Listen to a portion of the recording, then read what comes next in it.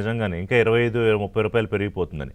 But జనరల్‌గా దేశవ్యాప్తంగా జరుగుతున్న చర్చ గాని, ఎవరు ఖండించని విషయం గాని, అంటే మీరు చెప్పండి లేదు అంటే గనక, ఇంకొక 10, 12 రూపాయలైతే పెంపు తప్పదు. ఎందుకని ఇప్పటికీ ఆయిల్ కంపెనీలు పర్ డే 600 కోట్లు మేము నష్టం ఇంకా మేము భరించాల్సొస్తోంది అని. సో, ప్రిపేర్ అయ్యి ఉండాలా ప్రజలంతా? ముందు పెద్దలిద్దరికి నమస్కారం. మీకు కూడా రిషి గారు. నమస్తే. పెద్దలు తులసిరెడ్డి గారు 2008 నుంచి చెప్పారు. నేను 2004 నుంచి చెప్తాను సార్. 2004లో అటల్ బిహారీ వాజ్పేయి గారి కాలంలో పెట్రోల్ రేటు, డీజిల్ రేట్ ఎంత ఉండే ఈ దేశంలో అనేది కూడా క్యాలిక్యులేట్ చేయాలి సార్. మనం అటల్ బిహారీ వాజ్పేయి గారు ఏమో ఆక్స్ఫర్డ్ లో పిహెచ్డి ఇవ్వలేదు, ఎకనామిక్స్ లో పిహెచ్డి ఇవ్వలేదు. కానీ ఆ రోజు 36 రూపాయలు సార్ పెట్రోల్ రేటు.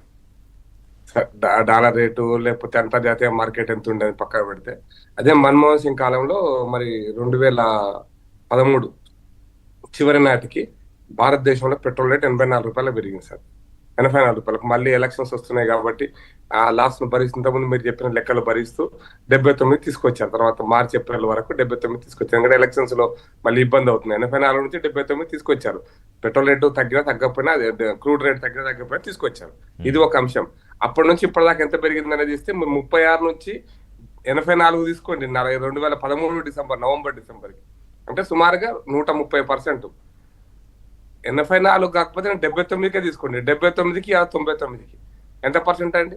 ఒక 25%. పెరిగిందంతా 120% ఎంత, 25% ఎంత, పర్సెంటేజ్ లెక్క చెప్తే అట్లాగే ఉంటుంది. కాబట్టి మన్మోహన్ సింగ్ కాలంలో పెరిగిందా, ఇప్పుడు పెరిగిందా, అప్పుడు పెరిగిందా కాదు. బట్ పెట్రోల్ రేటు అంటే అంతర్జాతీయ క్రూడ్ అనేటువంటిది చాలా స్పష్టంగా రిషి గారు, ఏ రోజుకి ఆ రోజు స్టాక్ మార్కెట్ లాగానే ఈ రోజు తక్కువ ఉంటే ఈ రోజు కొనుక్కుంటాం, రేపు తక్కువ ఉంటే రేపు కొనుక్కుంటాం, ఎల్లుండి తక్కువ ఉంటే ఎల్లుండి కొనుక్కుంటాం. ఒక అవసరం అయితే బాగా పెరుగుతుంది, తగ్గుతుంది అనే స్పెక్యులేషన్ ఉంటుంది కదా, ఊహించుకునేటప్పుడు ఇంకా 4 రోజులు తగ్గవచ్చు అనేటువంటి అనుమానం వచ్చినప్పుడు 4 రోజులు మనం కొనుగోలు ఆపుకుంటాం. అంటే ఏ దేశం నుంచైనా కొనుగోలు ఆపుకుంటాం. ఇంకా అంతర్జాతీయ మార్కెట్ ఎప్పుడు కూడా రోజువారీగా పొద్దున, మధ్యాహ్నం, సాయంత్రం లెక్కలు వేసుకొని ఆయిల్ కంపెనీస్ కూడా ఈ రోజు వ్యాపారం చేస్తారు. ప్రపంచం అంతా అట్లాగే ఉంది, మనం కూడా అట్లాగే ఉన్నాం. ఈవెన్ కరెంట్ ఎట్లుంది ప్రపంచంలో, ఆయిల్ కంపెనీస్ ఎందుకు, మనం ఈ రోజు తెలంగాణ కరెంట్ కొంటుందంటే ఇంటర్నేషనల్ మార్కెట్ లో సింగపూర్ లో కూర్చొని కంప్యూటర్ ఆపరేట్ చేస్తూ రేటు ఫిక్స్ చేస్తే మనం కొంటున్నాం కరెంట్. అది అంటే నేను అర్థం కావడం కోసం వ్యూవర్స్ కి చెప్తున్నాను విజయ్ గారు, రిషి గారు. అయితే నేను అనే పాయింట్ ఏంటంటే, ఇప్పుడు అనివార్యంగా యుద్ధం వచ్చింది. యుద్ధంలో మనకు మళ్ళీ కూడా క్లారిటీ చెప్తున్నాను, ఒక్క హార్మోజ్ ఒక్కటే మనకు ఇంపార్టెంట్ కాదు. మీరు చెప్పినటువంటి దాంట్లో ఏంటంటే, వాళ్ళు తగ్గించినప్పుడు తగ్గించారా, పెంచినప్పుడు పెంచారు కదా అనేటువంటి చర్చ వస్తుంది. ఫ్రీగా అన్నారు వారు, పెద్దలు తులసిరెడ్డి గారు, ఫ్రీగా వచ్చింది కరోనా కాలంలో అన్నారు. కానీ ఫ్రీగా వస్తే తీసుకోవడానికి కూడా ఎవరు లేడు కదా ఫ్రీగా. మన దగ్గర పెట్రోల్ ఫ్రీగా పోస్తాం రా అంటే తీసుకోవడానికి, ఎందుకంటే మొత్తం ప్రపంచం అంతా లాక్డౌన్ ఉంటుంది. ప్రపంచం అంతా పెట్రోల్ తీసుకోవడానికి ఏం లేదు. పెట్రోల్ ఒకటే కాదు, ఏ వస్తువు కొనడానికి ఎవరు సిద్ధంగా లేరు ప్రపంచం అంతా కూడా. ఇప్పుడు నువ్వు అమ్మితేనే కదా నీకు డాలర్స్ వచ్చేవి, డాలర్స్ వస్తేనే కదా నువ్వు పెట్రోల్ కొనేది. నీ వస్తువు కొనడానికి ఎవరు సిద్ధంగా లేనప్పుడు, నీకు డాలర్ రానప్పుడు నువ్వు పెట్రోల్ ఎట్లా కొంటావు? ఇది మొదటి ప్రశ్న. వాడు ఇస్తానన్నా కూడా రెండు చర్చలు ఉన్నాయి. ఇక్కడ భారతదేశంలో కూడా మీరు నేను పెట్రోల్ వేయించుకున్నావా? ఎందుకు వేయించుకోవాలంటే వాడు రోడ్డు మీద తిరిగేవాడు లేడు, బస్ ఎక్కేవాడు లేడు, ట్రైన్ ఎక్కేవాడు లేడు. కాబట్టి పెట్రోల్ తెచ్చుకొని ఏం చేసుకుంటానే రెండో ప్రశ్న. మూడోది ప్రధానమైనటువంటి అంశం ఏంటంటే, మన దగ్గర స్టోరేజ్ కెపాసిటీ ఎంత ఉండే, తెచ్చుకొని ఏడబోస్తుంది దాన్ని. అది రోడ్డు మీద కుప్పలు పోసేది కాదు కదా, అక్కడొక ట్యాంకులా నింపుకోవాలి. ఎక్కడ 3 ప్రాంతాల్లోనే ఉన్నట్టుంది కదా మనకి దేశం.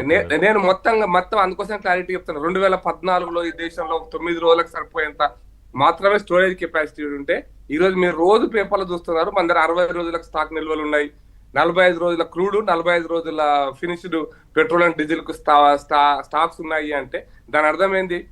మౌలికమైనటువంటి స్టోరీ. ఇప్పుడు అమెరికాలో అయితే 1 సంవత్సర కాలం పాటు రెడీగా ఉంటుంది పెట్రోల్. యుద్ధం వచ్చని ప్రపంచం అంతా ఏమన్నా కానీ సంవత్సర కాలం పాటు కొనకున్నా కూడా వాళ్ళు పెట్రోల్ నడుపుకోగలుగుతారు, పెట్రోల్ డీజిల్ వాడుకోగలుగుతారు. చైనాలో అయితే 3-6 నెలల కోసం ఉంది. మనం కూడా 2 నెలల కోసం పెంచుకున్నాం దట్ స్టోరేజ్ కెపాసిటీ. మీకు ఈ మధ్యలో ఇంకా మీకు బెస్ట్ ఎగ్జాంపుల్ మీ ద్వారా వ్యూవర్స్ చెప్పాలనుకుంటే, మొన్న లాస్ట్ హైదరాబాద్ కు ప్రధానమంత్రి వచ్చిన రోజున వారు ఇచ్చిన ఉపన్యాసం కంటే ముందు వారు చేసినటువంటి ప్రారంభోత్సవాలలో తెలంగాణ గడ్డ మీద హైదరాబాద్ నుంచి 35 కిలోమీటర్ల దూరంలో ఒక ఇండియన్ ఆయిల్ కార్పొరేషన్ యొక్క ఆయిల్ స్టోరేజ్ కెపాసిటీ కొత్తగా ఇన్ఫ్రాస్ట్రక్చర్ దాన్నే ప్రారంభోత్సవం చేశారు. దాన్ని కూడా ప్రారంభోత్సవం చేశారు. అంటే అది కట్టడానికి రాత్రికి కట్టలేదు దాన్ని. అది ఒక 6 ఏళ్ళు పట్టింది మొత్తం అక్కడ విజయవాడ రోడ్ లో కన్స్ట్రక్షన్ చేయడానికి. హైదరాబాద్ 40 కిలోమీటర్ల దూరంలో. మీకు గట్కేసర్ గట్కేసర్లో కూడా ఒక ఎస్పీసీఎల్ వచ్చింది. నేను అనేది ఏంటంటే స్థూలంగా చెప్పేది అంటే అది మ్యాంగ్లూరులో కావచ్చు, పారాదీప్లో కావచ్చు, విశాఖపట్నం కావచ్చు, ఎక్కడ కట్టినా కూడా మన స్టోరేజ్ కెపాసిటీ ఈ రోజున మనం ఎంత కథా కష్టం కూడా 60 రోజుల పాటు మనకు ఎటువంటి ఇబ్బంది లేకుండా మనకు సప్లై చైన్ ఉంటుంది. ఎంత కష్టమైనా ఉండదని మనం రెడీ అయినామంటే ఈ 60 రోజుల సప్లై చైన్ 6 రోజుల నుంచి 60 రోజులు పెరిగిందంటే ఇది రాత్రికి రాత్రి ఊకే పైసలు లేకుంటే పెరగదు విదేశీ గారు. దీని మీద పెట్టుబడి పెట్టాల్సిందే, ఖర్చు చేయాల్సిందే. ఇది మనకు అవసరం ఎందుకు అంటే సడన్ గా ఏదన్నా కారణం చేత ఏదన్నా స్పెక్యులేషన్ ఊహలతోటి కనుక బై ఛాన్స్ ఒకరోజు 150 పోయినా కూడా కొనం ఆగుతాం, ఒక 4 రోజులు ఆగుతాం. ఎందుకంటే మన దగ్గర స్టోరేజ్ కెపాసిటీ ఉంది, ఇబ్బంది లేదనుకోని. కాబట్టి అర్థం చేసుకోవాల్సిందంటే మనం పెంచినప్పుడు ఎందుకు అంటే డాలర్ తగ్గినప్పుడు ఎందుకు తగ్గలేదు క్రూడ్ రేట్ అంటే ఇది ఇన్ఫ్రాస్ట్రక్చర్ లోకి పెట్టడం కోసమే తగ్గలేదు. ఇది అర్థం చేసుకొని ఈ రోజు మనం చాలా సేఫ్ ఉన్నాం, చాలా కంఫర్టబుల్ గా ఉన్నాం అంటేనే ఈ రోజు దాని అర్థం మన ఈ రోజు పరిస్థితి ఇట్లా ఉంది. కాబట్టి ఇంత ముందు మీరు కంఫర్టబుల్ గా ఉన్నామన్నారు కదా, కానీ కంఫర్టబుల్ గా ఎవరున్నారు? ఇప్పుడు మీరు అన్న పాయింట్ నేను ఒకటి ఒప్పుకుంటా. ఎందుకంటే సరే కంపారిజన్ కాంగ్రెస్తో కంపారిజన్ చేయడం అసలు ఫస్ట్ నేను ఒప్పుకోను. ఎందుకు? ప్రధాని మోదీ వారు ప్రధానమంత్రి అయినప్పటి నుంచి 12 ఏళ్లలో దేశం గతంలో ఏం చేయలేకపోయింది, కాంగ్రెస్ పార్టీ 12 అధికారంలో ఎక్కడ ఫెయిల్ అయింది, బీజేపీ ఏం చేస్తోంది, ఇవన్నీ చెప్పారు. అందులో సరే కొంత జరుగుండొచ్చు, కొంత జరగకపోయి ఉండొచ్చు. కానీ ఇవాళ నా పాయింట్ ఏంటంటే from the lens of people, public లోంచి ఏంటంటే ఇవాళ ప్రతి ఒక్కళ్ళ జీవన విధానంలో ఎంతో కొంత ఒత్తిడి, ఒడిదుడుకులకు సంబంధించి కారణం దాన్ని మనం కట్టెలు చేయలేకపోతున్నామా అనేదే ఇవాళ ప్రధాన చర్చ కారణం. ఫెయిల్యూర్స్ ఆఫ్ కాంగ్రెస్, నేను ఋషి గారు ఇంకొక చర్చ పెడితే చాలా ఇంపార్టెంట్ చర్చ.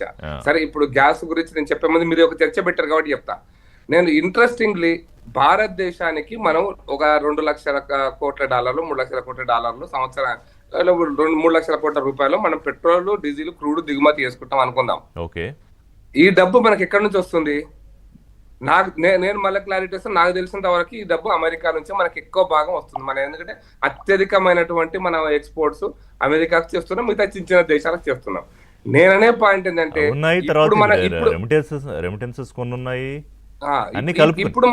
ఇప్పుడు మన క్రైసిస్ కంటే అమెరికాతోని మనకు ఒప్పందాలు మొత్తం 50% టారిఫ్ పెంచిన అనగానే భారతదేశం ఎక్కువ కుదేలు కావాలి కంపారిటివ్లీ ఇప్పటికంటే. అర్థం చేసుకోవాల్సిన పాయింట్ ఇది.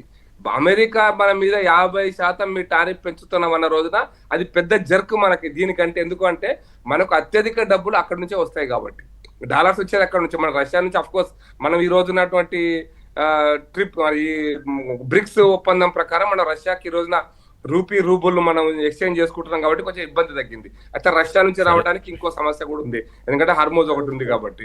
రష్యా ఉక్రెయిన్ యుద్ధం భారతదేశానికి వచ్చి ఒకటే మాట చెప్పొచ్చేదంటే ఆయన పర్యటన, ఆయన అన్న వ్యాఖ్యలు, ట్రంప్ అంటే